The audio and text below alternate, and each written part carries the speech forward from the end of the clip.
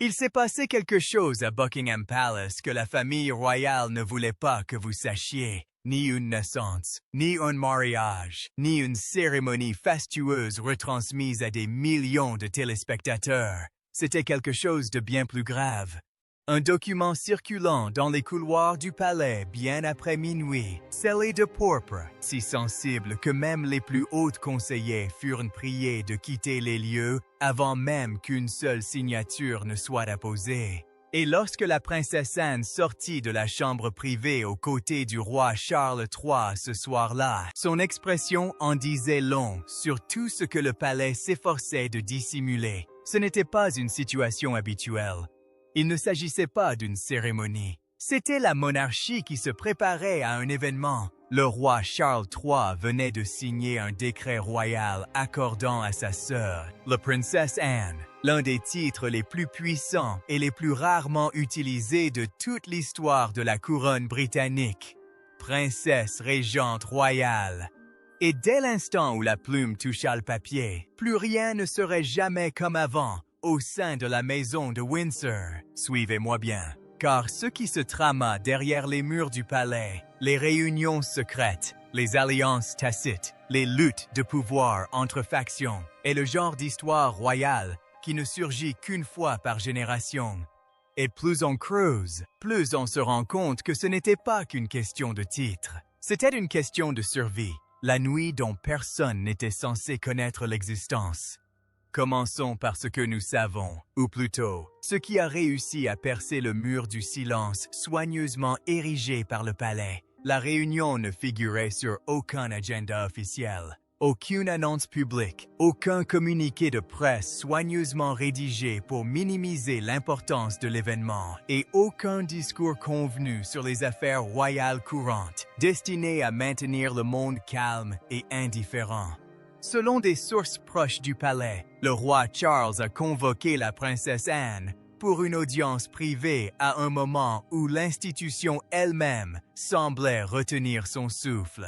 Imaginez un instant ce que cela signifie. Il s'agit du palais de Buckingham, l'une des institutions les plus méticuleusement gérées et les plus soucieuses du respect des horaires au monde.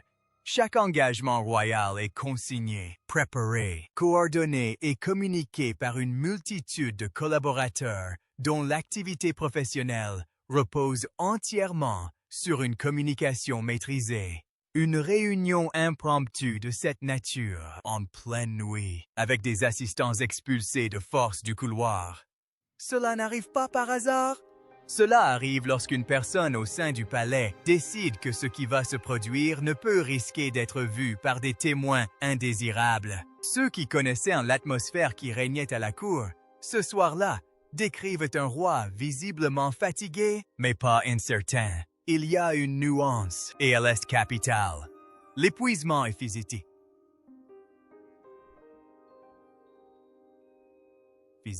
L'incertitude est structurelle. Charles portait peut-être le poids de la maladie et du devoir dans son corps, mais la décision qu'il s'apprêtait à prendre mûrissait manifestement en lui jusqu'à ce qu'une forme de résolution, disait-il, n'apparaisse que lorsqu'une personne a cessé de se demander si une chose difficile doit être faite et a simplement accepté que le moment soit venu d'agir. Que contenait donc exactement ce document scellé et rouge? Le document qui a tout changé. Pendant des décennies, Sir Timothy Lawrence a vécu dans l'ombre du monde royal britannique. Present, constant et pourtant presque invisible. Son nom apparaît rarement à la une des journaux, sa voix rarement entendue au-delà des murs du palais. Il n'est ni prince, ni homme de spectacle. Pourtant, ceux qui observent de près la famille royale savent que le silence chez les Windsor n'est pas un signe de faiblesse. C'est souvent une stratégie, et Sir Timothy l'a parfaitement maîtrisé. Né en 1955, Lawrence a bâti sa vie non pas sur le prestige, mais sur la discipline. Officier de marine de carrière, la mer a façonné son parcours. Calme en surface, d'une rigueur implacable sous les flots. Diplômé de l'Université de Durham, il s'est entraîné avec précision et a gravi les échelons de la Royal Navy avec une discrétion remarquable.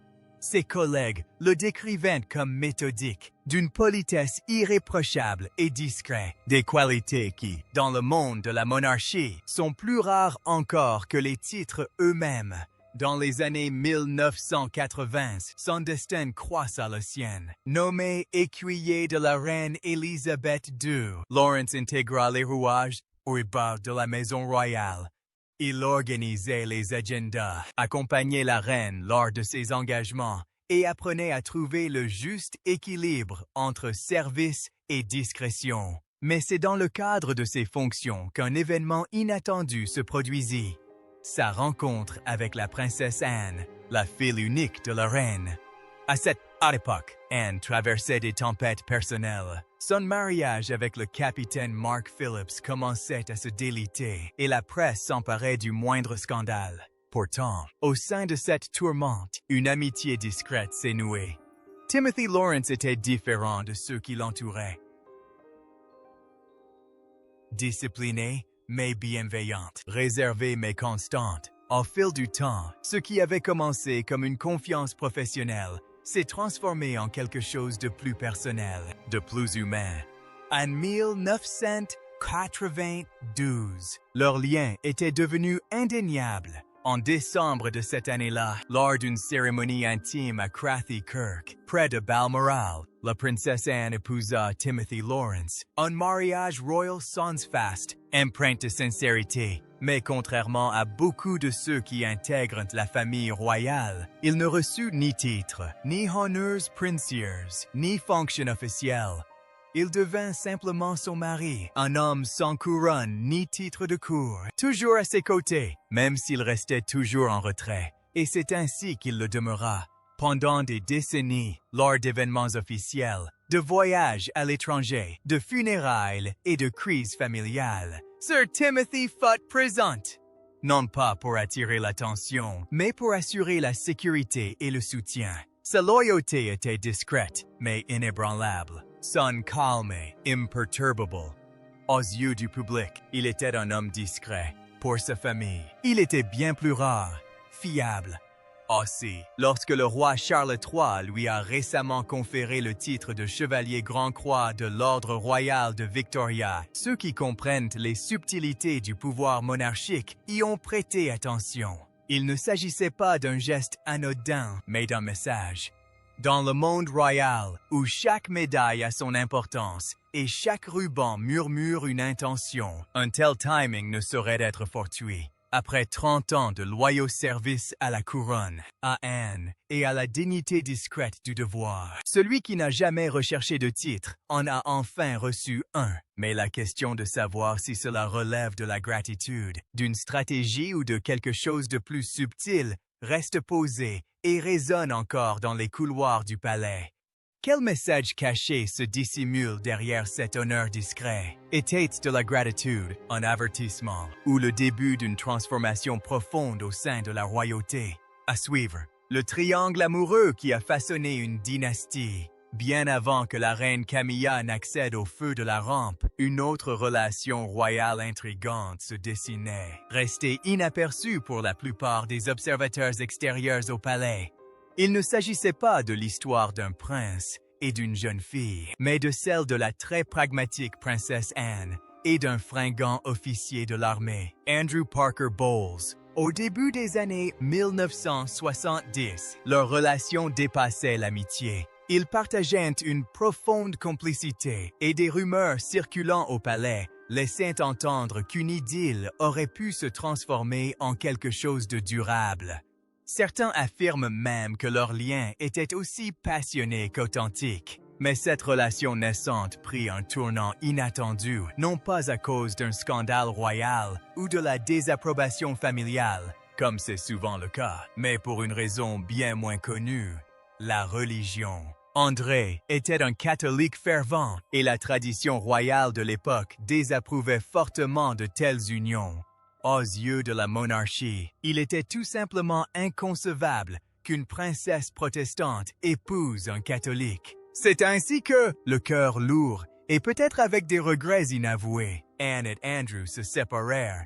By sainte Camilla Shand, un nom qui allait plus tard faire la une des journaux, n'était alors qu'une jeune femme proche du même cercle social. Après sa rupture avec Anne, Andrew est retourné vers Camilla, renouant avec une ancienne relation. En 1973, ils se sont mariés et Camilla est devenue Madame Parker Bowles. Mais leur histoire d'amour ne s'est pas arrêtée là. Si la princesse Anne avait autrefois entretenu une relation étroite avec Andrew, son frère, le jeune prince Charles, était tombé éperdument amoureux de Camilla. Leur coup de foudre fut immédiat et intense, mais les obligations royales ont parfois la fâcheuse tendance à s'immiscer dans les affaires de cœur. Les attentes placées sur Charles par la couronne, conjuguées aux pressions publiques et politiques de l'époque, contraignirent le jeune prince à prendre du recul. Dans cet espace de distance et de devoir, Camilla embrassa une autre vie, celle d'un mariage avec l'ancien amour d'Anne. S'ensuivent des années de mariages royaux, de déceptions publiques et de tensions privées.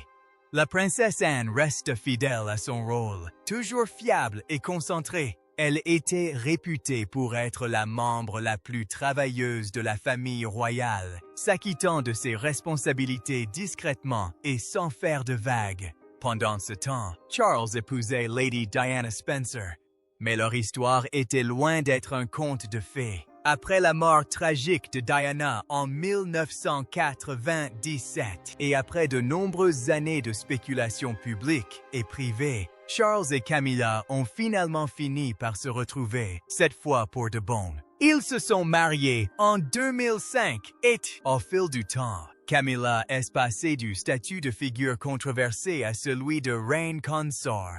Ce qui n'était au départ qu'un enchevêtrement discret de relations entre quatre jeunes gens s'est mué en un récit soigné de devoir royal et de persévérance. Mais sous le vernis des titres officiels et des apparitions publiques, subsistant des traces de ces anciennes idylles, le passé n'a pas été oublié. Elle a simplement été réinterprétée pour s'adapter au présent, enveloppée dans le protocole royal et transformée en histoire. C'est une histoire d'amour perdu, d'amour retrouvé et d'amour compliqué par la couronne et le pays. Plongeons-nous dans la ténacité de la princesse Anne, qui lui a valu le titre de membre de la famille royale le plus travailleur. Protocole, pouvoir et sang-froid. La princesse Anne a toujours été la force tranquille de la famille royale britannique. Une femme de devoir, de discipline et d'une loyauté sans faille. Tandis que d'autres étaient emportés par les gros titres et les scandales, Anne est restée imperturbable, concentrée sur ses responsabilités royales et peu encline aux polémiques. Sa réputation de pilier inflexible de la monarchie n'est pas qu'une étiquette. C'est un héritage qu'elle a bâti au fil de décennies de service indéfectible. Ainsi, lorsque son frère aîné, Charles, a finalement épousé Camilla Parker Bowles en 2005, après des années de controverses, de rumeurs dans la presse à scandale et de désapprobation publique, Anne n'a pas fait d'esclandre. Fidèle à elle-même, elle est restée calme, posée et sereine. Mais cela ne signifiait pas qu'elle se réjouissait de cette union. Il ne s'agissait pas seulement du scandale public qui avait touché Camilla ou des souffrances que sa relation avec Charles avait causé au sein de la famille. Pour Anne, la situation était bien plus personnelle. Camilla avait été mariée à Andrew Parker Bowles, qui se trouvait être également l'un des anciens amants d'Anne. Ce passé trouble était impossible à ignorer. Ajoutons à cela le fait que la relation entre Camilla et Charles avait, aux yeux de beaucoup, ébranlé les fondements mêmes de la tradition royale, et l'on comprend aisément qu'Anne ait abordé la situation avec une certaine distance. Il n'y eut ni interview houleuse, ni scène publique dramatique. La princesse Anne ne parla pas mal de Camilla et ne tenta pas de saboter leur relation.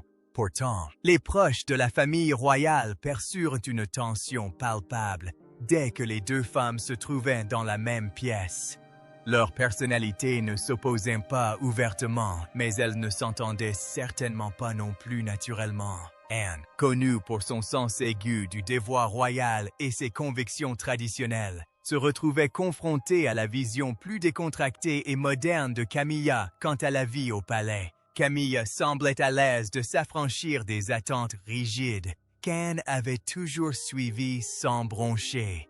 Cette différence d'état d'esprit était subtile mais profonde. Un moment, en particulier, sembla révéler toute la profondeur des sentiments d'Anne. Après l'accession officielle de Camilla au trône, le protocole royal exigeait que même Anne, la sœur du roi, fasse une révérence. Mais Anne, elle, ne l'a pas fait. Qu'il s'agisse d'une protestation discrète ou simplement du reflet de leur histoire complexe, cette décision en disait long. Un petit geste, certes, mais qui a eu un retentissement considérable auprès des observateurs de la famille royale comme des initiés. Et pourtant, même au milieu de ces tensions latentes, Anne n'a jamais perdu de vue son objectif principal. Si elle n'a pas accueilli Camilla à bras ouverts, elle a néanmoins publiquement reconnu son rôle de soutien au roi Charles. Lors de leurs apparitions publiques, Anne et Camilla ont toujours affiché un respect mutuel. Ils sourient quand on s'y attend, échangent des mots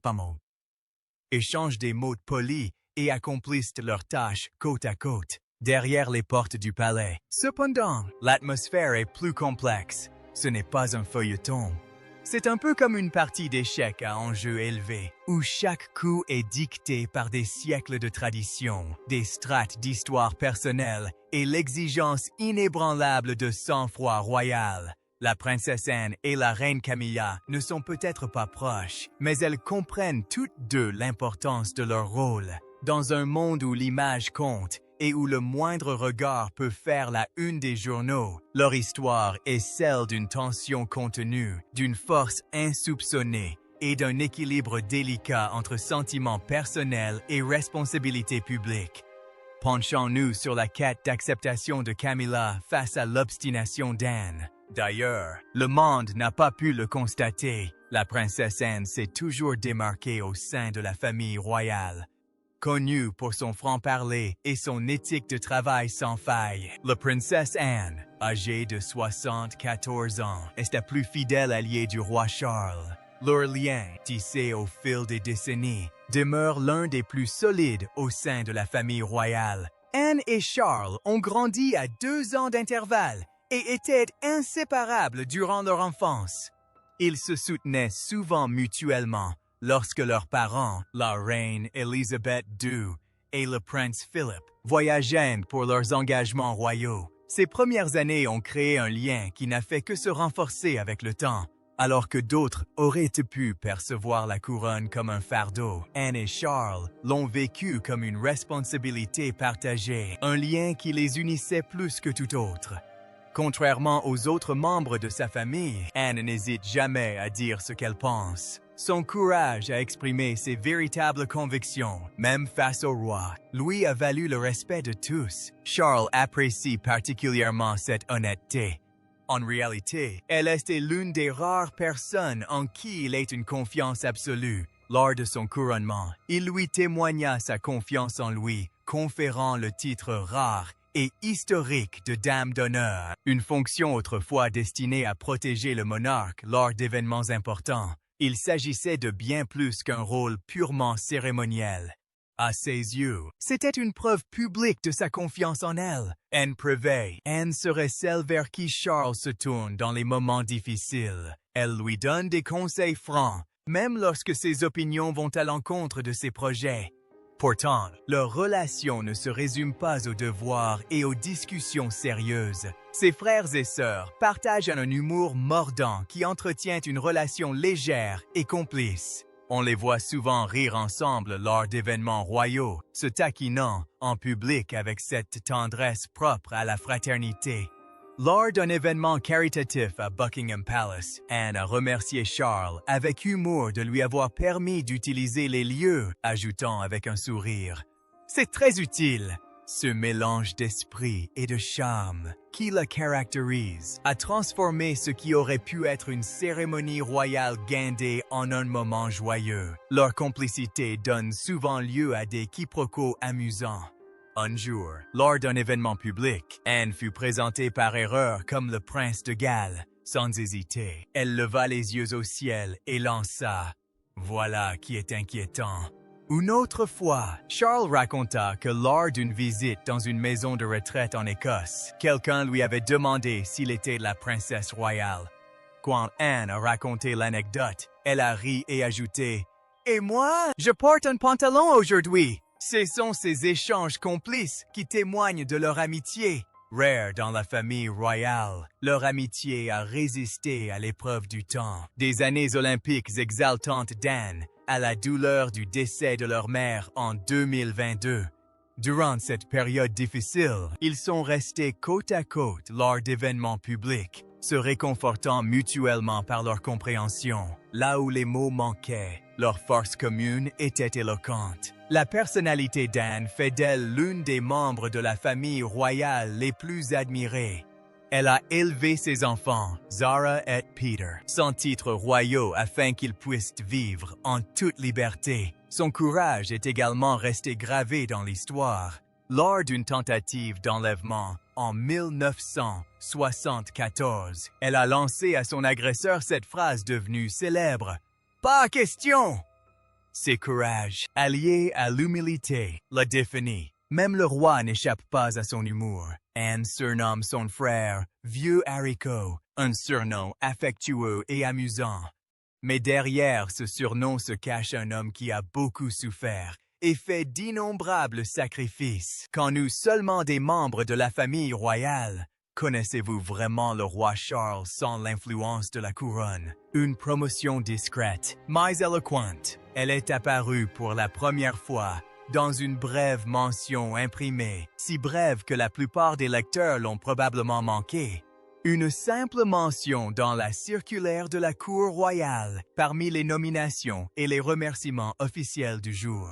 Pour ceux qui connaissent les usages de la monarchie, cette annonce discrète revêtait une importance particulière. Le roi Charles III avait élevé Sir Timothy Lawrence, l'époux fidèle de la princesse Anne, du grade de chevalier commandeur à celui de chevalier grand-croix de l'Ordre royal de Victoria, le plus haut grade de cette distinction séculaire. À première vue, il s'agissait d'une reconnaissance officielle, de celle qui passe généralement inaperçue. Pourtant, sous cette apparente sobriété, le geste recélait une signification plus profonde. L'Ordre royal de Victoria, institué par la reine Victoria en 1896, est une distinction unique dans le système britannique. Elle n'est pas décernée par les ministres ou les comités et n'est influencée ni par des faveurs politiques ni par une campagne publique. Il s'agit, en essence, d'une reconnaissance personnelle du monarque, d'une expression directe de gratitude du souverain lui-même. Aussi, lorsque le roi a choisi de conférer le titre le plus prestigieux au mari de sa sœur, le message était clair. Il ne s'agissait pas de formalité, mais de confiance, de loyauté et d'un service discret. Le titre de chevalier Grand-Croix est décerné. Ceux qui la détiennent forment un cercle restreint. Parmi eux, la reine Camilla, Catherine, princesse de Galles, et la duchesse d'Édimbourg. Que Sir Timothy se tienne désormais symboliquement aux côtés de telles personnalités est très significatif. Cela ne lui confère ni le sang, ni le devoir d'un membre de la famille royale, et ne lui accorde aucune influence constitutionnelle nouvelle. Officiellement, il demeure un simple citoyen, mais dans la vie royale, le symbolisme prime souvent sur le statut. Chaque choix, chaque titre, chaque ruban épinglé sur une poitrine raconte sa propre histoire. Et celui-ci résonne presque comme un murmure de réconfort en ces temps d'incertitude. Car la vérité était que le paysage royal actuel est en pleine mutation. La maladie, le deuil et les scandales ont considérablement réduit le nombre de membres actifs de la famille royale. La monarchie est devenue plus petite, plus légère et plus fragile. Le roi Charles doit faire face à des problèmes de santé personnelle et aux pressions des attentes modernes. La princesse Catherine poursuit sa convalescence loin de la vie publique. Même Anne, réputée pour son dévouement sans faille à la monarchie, ne peut assumer seule toutes les responsabilités. And de tels moments, ceux qui la soutiennent discrètement, ceux qui incarnent la stabilité invisible de la couronne, deviennent indispensables. C'est peut-être là que réside la véritable portée de la nouvelle distinction décernée à Sir Timothy. Il s'agit moins d'une question de hiérarchie que de reconnaissance. Le souverain rend hommage à un homme qui n'a jamais recherché la gloire et qui, pourtant, est resté constant à travers des décennies de transition royale. Ce choix semble délibéré, voire stratégique. Alors que sa famille redéfinit son image, le roi Charles pourrait bien vouloir transmettre un message plus profond. La loyauté, le service et le silence ont encore toute leur importance. Et que parfois, les gestes les plus puissants sont ceux qui se font sans un mot, dissimulés dans les petits caractères d'une circulaire de la cour, attendant d'être compris par ceux qui savent entre les lignes, et que pouvait bien signifier ce geste discret, presque imperceptible. Une récompense pour la loyauté ou un message codé du roi lui-même. Suivez-nous, l'épreuve de la couronne. Dans les couloirs silencieux et faiblement éclairés du palais royal, une réunion importante et chargée d'émotions se tenait. Un débat qui a levé le voile sur les tensions profondes et souvent occultées au sein de la monarchie. Au cœur de cette discussion intense se trouvait la princesse Anne, une femme admirée pour son dévouement indéfectible aux devoirs royaux et son franc-parler. Anne s'est exprimée avec fermeté et clarté, soulevant des questions sur la place de la reine Camilla au sein de la famille royale. Elle ne s'en prenait pas personnellement à Camilla, mais exprimait plutôt une conviction profonde. Une reine consort doit faire plus que porter une couronne. Elle doit œuvrer sans relâche, servir son peuple avec abnégation et gagner son respect par des efforts constants. Aux yeux d'Anne, la royauté impliquait des responsabilités et non la simple reconnaissance. Ces paroles, bien que calmes et posées, portaient le poids d'années d'observation silencieuse et d'engagement. Anne ne cherchait pas à semer la zizanie, elle défendait un héritage. Pour elle, être membre de la famille royale n'était pas une question de popularité ou d'image. C'était une question de sens du devoir, de discipline et de service public. La reine Camilla, quant à elle, écoutait avec calme. Pendant des années, elle s'est efforcée de redorer son image après son entrée fracassante dans la royauté britannique durant l'une des périodes les plus difficiles de l'histoire de la famille royale, celle qui a suivi la mort tragique de la princesse Diana. À l'époque, Camilla était largement perçue comme une étrangère, voire une figure controversée. Depuis, elle a déployé de réels efforts pour contribuer à la société par le biais d'œuvres caritatives et d'apparitions publiques, s'efforçant constamment de changer la perception du public à son égard. Malgré tous ses efforts, la pleine reconnaissance lui échappait encore. L'ombre du passé planait toujours, comparée à Anne, dont le dévouement inlassable et la résilience discrète lui avaient valu un grand respect. Camilla semblait encore, aux yeux de certains, chercher à faire ses preuves. Mais ce moment de tension entre deux femmes de la famille royale ne se limitait pas à leurs rôles respectifs. Il reflétait un enjeu bien plus vaste, un conflit entre tradition et modernité. La princesse Anne défendait les traditions, l'idée que la royauté était fondée sur le devoir, la structure et la préservation de valeurs ancestrales. Elle croyait en une monarchie bâtie sur le sacrifice et des principes inébranlables. Camilla, en revanche, incarnait le parcours complexe de la transformation. Son intégration au sein de la famille royale fut semée d'embûches. Elle fut marquée par le jugement public, des épreuves émotionnelles et des années d'efforts pour passer du scandale à l'acceptation. Elle incarnait une monarchie en quête de modernisation, plus accessible, peut-être, mais aussi plus vulnérable. Cette rencontre n'était pas une simple conversation royale. C'était le symbole du combat intérieur de la monarchie pour trouver sa place dans le monde moderne. Les traditions séculaires peuvent-elles coexister avec les exigences actuelles de transparence, de proximité et d'intelligence émotionnelle? Une personne comme Camilla, qui n'a pas débuté son parcours royal avec la faveur du public, peut-elle vraiment être acceptée comme reine consort, au même titre que celle née dans ce rôle? Ces questions restèrent longtemps en suspens après la fin de la réunion. La princesse Anne, toujours fidèle à son rôle, quitta la pièce avec sa dignité discrète habituelle.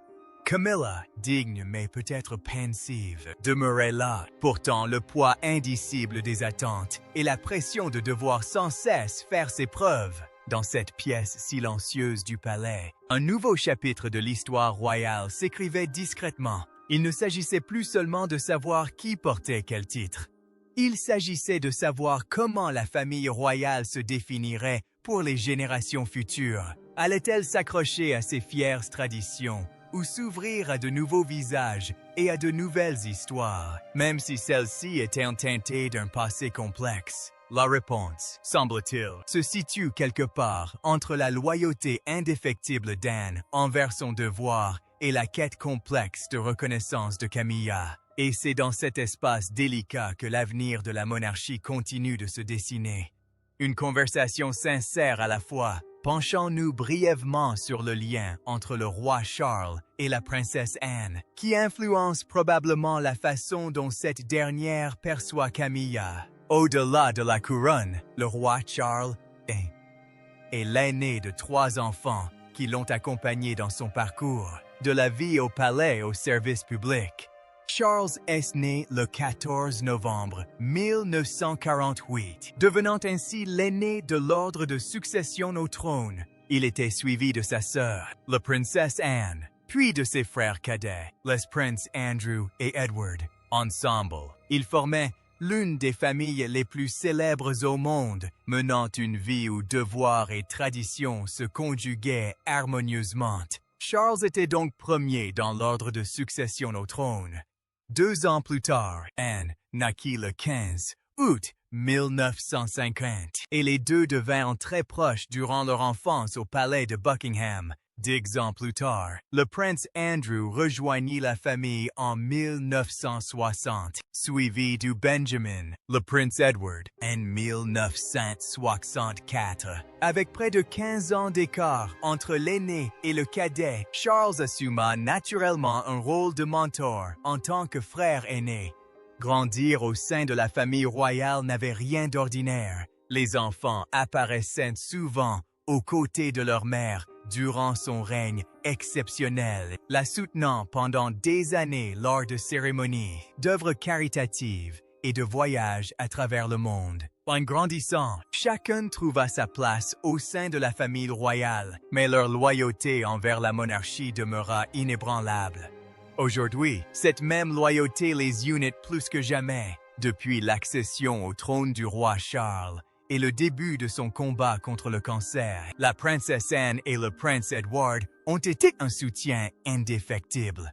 Ils sont restés discrètement aux côtés de leurs frères, comme ils l'avaient fait durant le règne de leur mère.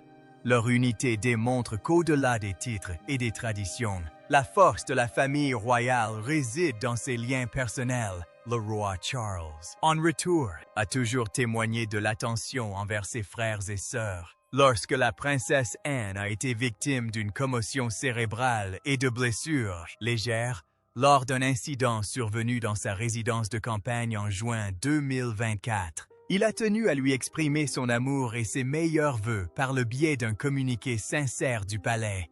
Ce fut un petit rappel significatif que même les membres de la famille royale s'appuient sur leurs proches dans les moments difficiles. À l'instar de leurs parents, les 4 frères et sœurs ont fondé leur propre famille. Le roi Charles a 2 fils, les princes William et Harry, tandis qu'Anne, Andrew et Edward ont chacun 2 enfants, ce qui porte à 8 le nombre de petits-enfants de la défunte reine Élisabeth.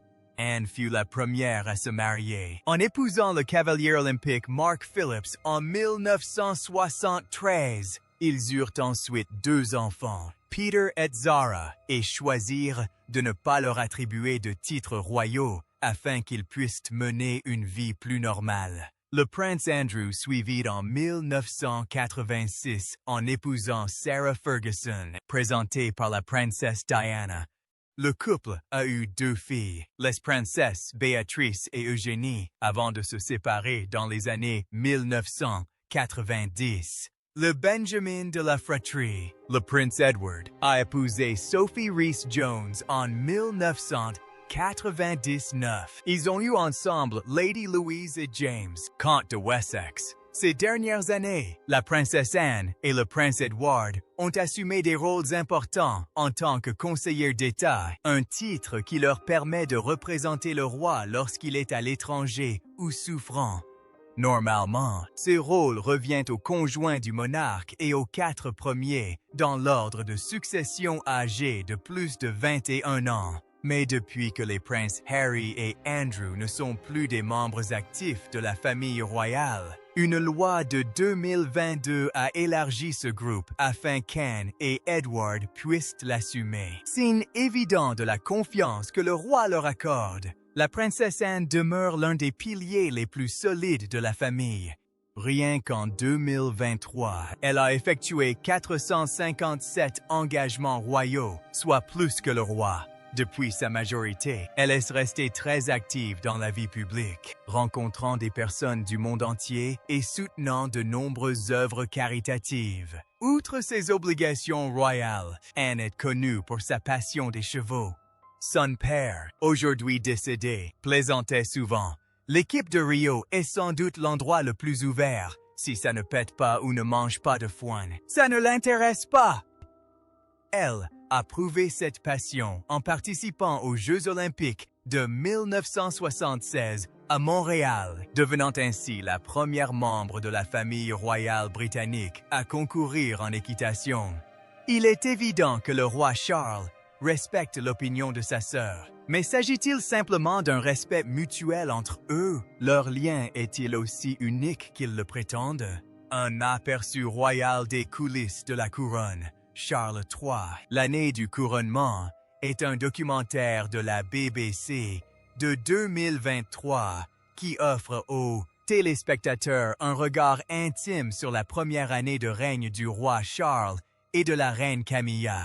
Diffusé sur BBC One et BBC iPlayer le 26 décembre 2023, le film retrace leur parcours, des funérailles de la reine à la magnificence du couronnement, en passant par les moments plus intimes. Écrit par l'historienne royal Robert Hardman et narré par la célèbre actrice Helena Bonham Carter, ce documentaire offre un regard chaleureux et humain sur le couple royal et son adaptation à leurs nouvelles responsabilités après des décennies d'attente. Un des moments les plus émouvants est celui de la princesse Anne, qui se confie sur ses émotions lors des funérailles de la reine Élisabeth II. Elle décrit le profond soulagement qu'elle a ressenti lorsque la couronne a été retirée du cercueil de sa mère, symbole fort marquant de la fin du long règne de la reine défunte. Anne révèle également que sa mère s'inquiétait de mourir au château de Balmoral, craignant que cela n'entraîne des difficultés pratiques. Anne se souvient avoir tenté de la rassurer, lui disant que de telles pensées ne devaient pas influencer ses décisions, et espérant que sa mère trouverait finalement la paix intérieure quant au lieu où elle passerait ses derniers jours. Au-delà de ses souvenirs solennels, le film capture des moments plus légers et plus intimes au sein du cercle royal. Les caméras suivent le roi et la reine à travers le track, les répétitions et l'émotion qui précèdent le jour du couronnement. Les téléspectateurs voient Charles et Camilla rire avec leur équipe, partager des plaisanteries avec leurs proches et même se taquiner. Dans une scène humoristique, l'archevêque de Canterbury, Justin Welby, oubliait un verset d'une prière pendant une répétition, tandis que le prince William se moque gentiment des doigts boudinés de son père, Charles, qui peine à nouer sa robe de cérémonie. Ces images des coulisses du palais révèlent la famille royale non pas comme des figures distantes, mais comme des personnes confrontées au stress, à l'humour et à l'émotion lors d'un des événements les plus marquants de leur vie. L'accueil réservé au documentaire a été mitigé, mais globalement positif. Le correspondant royal de la BBC, Sean Coughlin, l'a décrit comme un récit chaleureux et empathique du nouveau règne. Il a souligné que le film évitait toute polémique, ne faisant aucune mention des récents troubles royaux impliquant le prince Harry, le prince Andrew ou les manifestations contre le couronnement.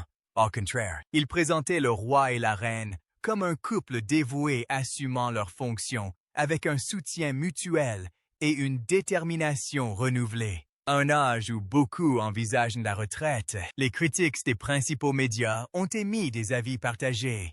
James Jackson, du Times, a attribué 4 étoiles sur 5 au film, le qualifiant de regard intime sur la famille royale et suggérant qu'il s'agissait du genre de portrait flatteur dont la plupart des membres de la famille royale ne peuvent que rêver. Nul ne saurait dire que le roi ne l'a pas mérité, a-t-il écrit, louant le ton respectueux du film et l'intimité des coulisses. De son côté, Anita Singh, du Daily Telegraph, lui a donné 3 étoiles sur 5, le décrivant comme soigné et réalisé avec minutie.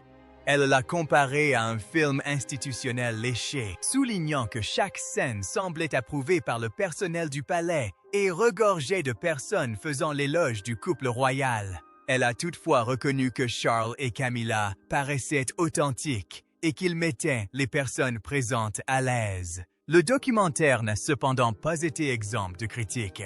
La BBC a reçu près de 900 plaintes après la diffusion du documentaire, de nombreux téléspectateurs estimant qu'il était trop positif et partial en faveur de la monarchie. Ce nombre représentait plus d'un tiers de toutes les plaintes reçues par la chaîne entre le 18 et le 30 et 1 décembre. Certaines critiques, dont Graham Smith du groupe anti-monarchiste Republic, ont soutenu que le film s'apparentait davantage à une opération de relations publiques qu'à un véritable documentaire. Dans une tribune publiée par The National, il déplorait le manque d'objectivité et d'indépendance du film, le qualifiant de production de relations publiques déguisée en documentaire historique. Malgré les critiques, Charles III, l'année du couronnement, a offert un regard rare sur l'une des transitions les plus marquantes de l'histoire britannique. Le film dépeignait une famille royale, puisant sa force dans l'unité, son humeur face à la pression et sa dignité dans le devoir. Sous le poids de la couronne, une dimension humaine se cache-t-elle. Croyez-vous que les relations tendues entre le roi Charles et ses frères cachent quelque chose de plus profond? La princesse Anne nourrit-elle secrètement du ressentiment envers la reine consort Camilla? Dites-nous ce que vous en pensez. Partagez vos réflexions dans les commentaires. N'oubliez pas d'aimer, de partager et de vous abonner pour plus de contenu. Cliquez ensuite sur la vidéo suivante qui s'affiche à l'écran. Vous allez adorer!